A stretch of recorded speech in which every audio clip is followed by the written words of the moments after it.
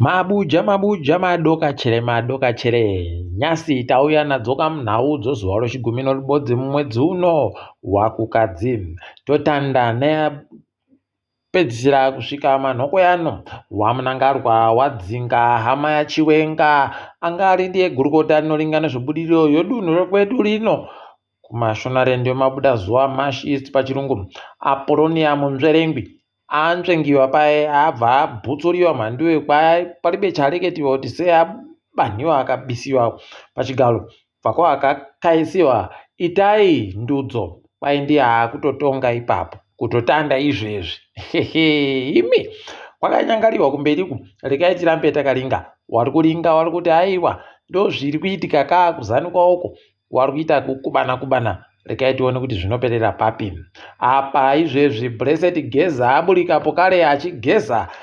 hei areketa zvisvino areketa zvikukutu masoko ekuti kuti tomboti anokona pakwe areketa masoko yacheka nambavha yakahwanda inotoramba yakaita kuhwanda inoburika ba nekutoti zvanga ari kureketa avhundutsira vanhu akavhundutsira munangarwa manduwe kwai izvezvi chitotandai kutenga zvokudya zvinogara nguva refu nokutoti pakanyangariwa kana taakupinda mumugwagwa tinopfika nyika yacho yese paribe chinotekaira paribe chinofamba paribe chinoitika manduwe pano nyaya apo rekai tirambe takaringa akati wanhu wakarwira rusununguko wakagadzirira izvezvi wandomirira basi kuti kuridziwe pembe kuti ngatipinde mhanduwe rekai tigozviona kuti zvinenge zvipera sei zvinotekaidzika sei izvozvo tinoramba takaringa chatiri kuziva kumberiku kuno nyaya asi mukuhwadza imomo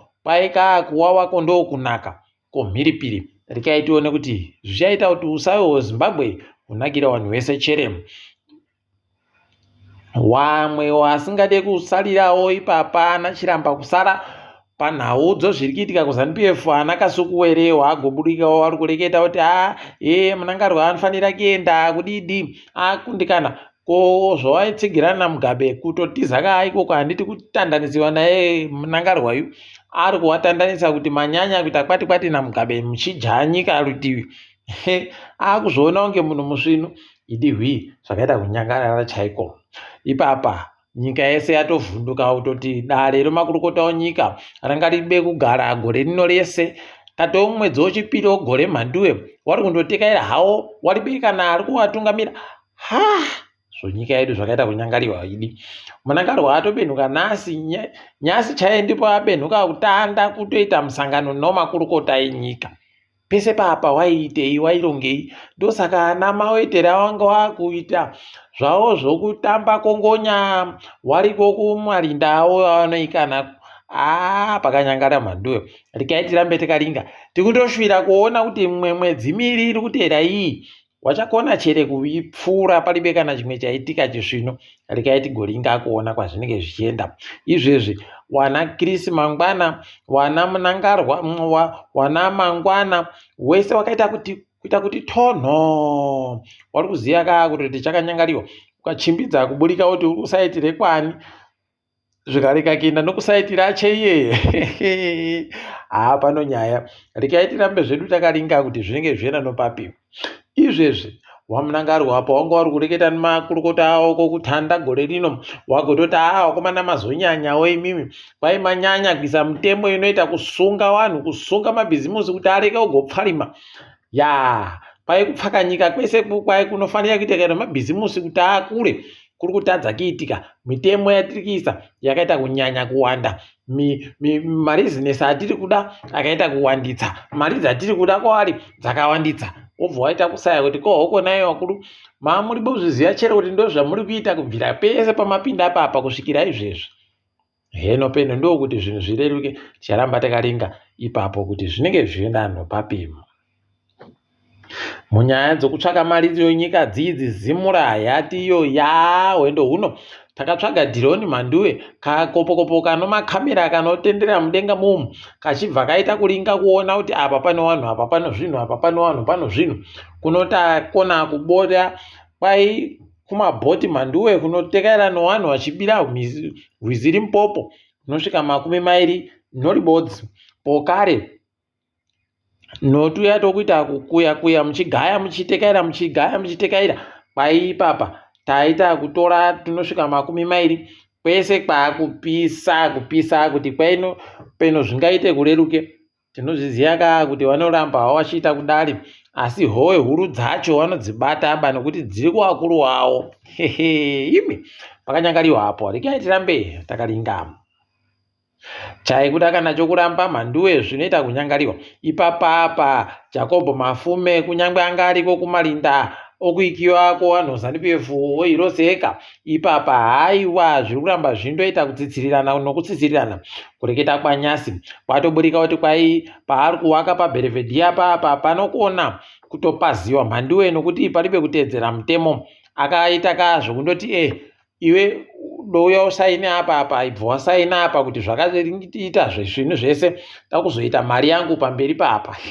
Kuno makaro iwayo anoda uriwo ZANU-PF kana ukandovhiringana nawo ipapo kabodzi wobva watoona kutoti nyika inoita kuchinjira mhanduwe zvese ndionekwa kundonzi wakaita ichi zvakuitiwa Blessed Geza zviya kuti kundonzi ano mhosva yake agoita mumasure mumu, ano nyaya akaita mumasure mumu, agoba dzimba dzevanhu. Haimi takukuziwai kana ana Charles Charamba chaiwo pawakamboramba kuimba mumakore omagara Jonathan Moyo wakandengwa kundonzi wano mhosva dzokukwereta mari warimbe kukwereta maridzo. Ndio zvibodziwo zvaakiitika, tinovaziva ava. Kashiri kanorira muriro mbodzi mhanduwe, regai tirambe zvedu takaringama. Nyasi kwaburika kutoti ipapa kwaiwo Joint Operations Command wanoti masoja mapurisa noasori maCIO wese iwawo kwai wakuru wavo waita kunoringa iko kuGeopomona. Imi kuno chiri kuitika chikuru, regai tirambe takazviringa. Tikundonyepiwa kuti waenda koringa ipapo, asi chokwadi chaicho zvaunga waenda kuendera ipapo zvakaringana kana zvida kuitika zvizvi. Rambai makaringa muchaona ipapo kuti pachinobvondoka mhanduwe zvinenge zviri kupisa kunyangwe neipapo. Tinoramba zvedu takaringa tichiringa kuona kwazvinoperera. Mapurisa agotiwo taboya vanhu vari kutengesa oiri yomabhureki isiriyo chokwadi, kwai oiri yomabhureki yomanyepo okuisa mudzimotika mhanduwe. Kwaita toboya mabhokisi anosvika 350 vanhu vachitengeserana oiri yomanyepo muHarare mumu. Haidi madiro omari akaita ari mhanduwe. Ukatengesera munhu akaenda koita tsaona unobva waita kusaya kuti unobva wafara chere kana kuti zvinoenda nopapi. Asi regai tirambe tichizviringa hedu.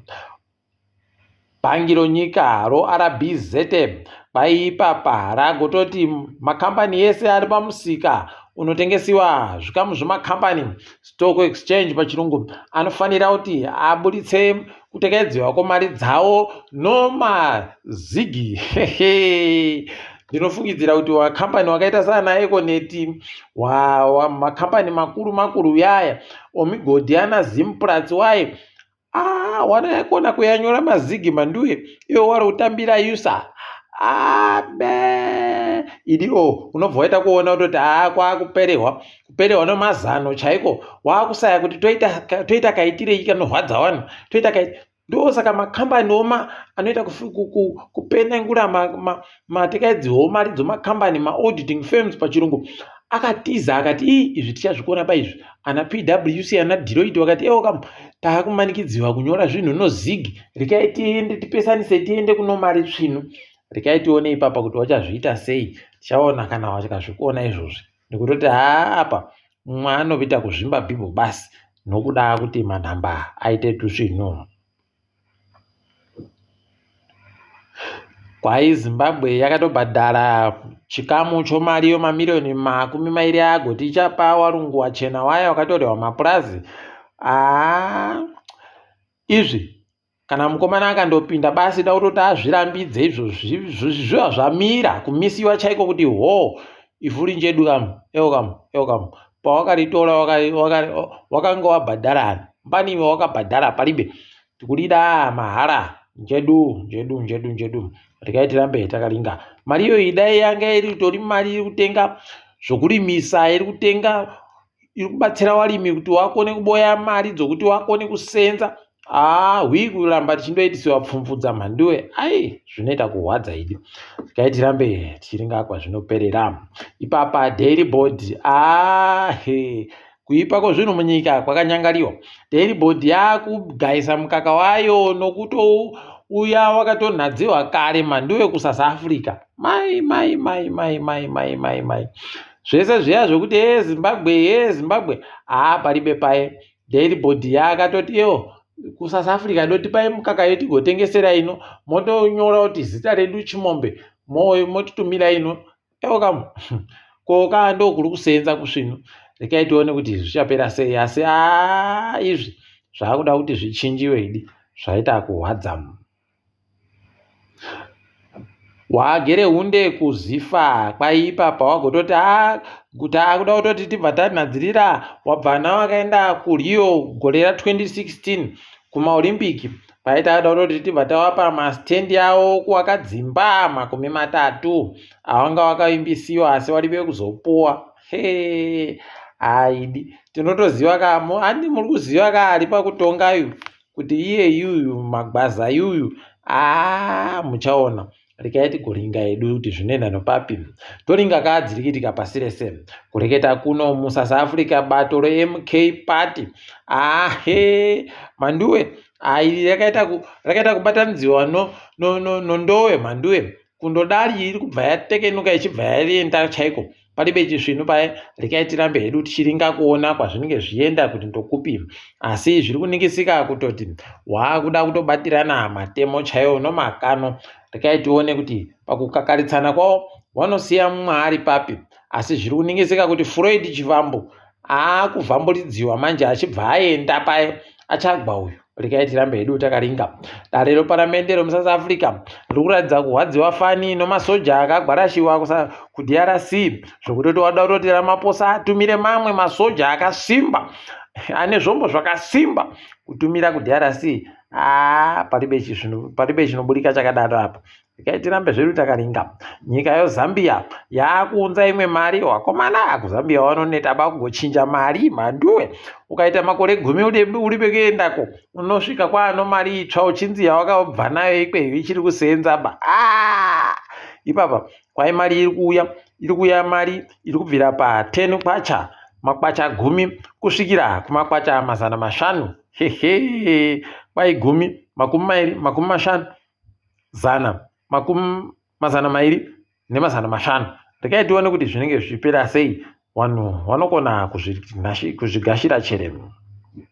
Nyika yoCanada kwai yagotumira kunyika yoDRC kamushonga kanodzivirira chirwere choMpox. Mhanduwe kwai watumira kumushonga zviuru 200,000 doses pachirungu. Rekai tigoona kuti zvinoperera papi, asi pachachohwa vanhu apa. William Ruto agonangidziwa nowabiya chekuti iwewe uda kutiendesa kumba kwaSatani iwewe, nonyaya yaari kureketa kuti ada kuita kuti vanhu vatore zvitupa zvopadandemutande. Kuita chitupa chinenge chiri pamunhu, chitupa chopadandemutande chinobva chaisiwa kachipi kanoisiwa paoko kana pahuma. Zvakareketewa noBhaibheri zviya, vanhu vabva vandozvitora vakati ewo chii chawava kutiitisa ichi. Apa iwe unoti unonamata Mwari, hokoyo nonhamo. Dai vanhu vokukinya vakazviramba izvozvo nokutoti unenge waenda mhanduwe kuenda kueredziwa chaiko. Nyika yoLiberia kwai mutungamiriri wodare reparamende ikweyo atochimbidza kubenuka kubva kwaangaenda korapiwa kunze konyika. Kwai izvi zvaari kunangidziwa kuti iwe wakaita mutsepwede yako, gouya upindure mutsepwede yako kuti uri kuitikaedza sei. Kuno ndozvaamhanyira. Rekai tione kuti zvichaperera papi. Nyika yoCanada yagoti iyo kana America ikandoisa basi mutemo wokuti tinobhadhara zvinhu zvedu zvinobhadhara mari yakawanda, kwavo tiri kubva taisa iyo motika dzaiye Elon Musk kuti dzibhadhare mari tsvinu chaiyo idiwo rekai tirambe tichiringa, asi izvi wachagwa nazvo basi wekuAmerica ticharamba edu tichiringa. Ipapa Trump agoburika pachena kutoti ibewewe riya ribe kana chisvinu cherinofunga kundofunga basi kuparadza vamwe. Ipapa achireketa kuti ndoda kutora Gaza, kwaenda kutoitora Gaza ndoita Gaza rendiyo kwedu kuAmerica. Manduwe zvakaita kuoma, asi rekai tirambe tichiringa kuona kuti zvinopera sei izvozvo. Tiri papo mabuja tagumira pano ndini wenyu Mhanduwe Onau.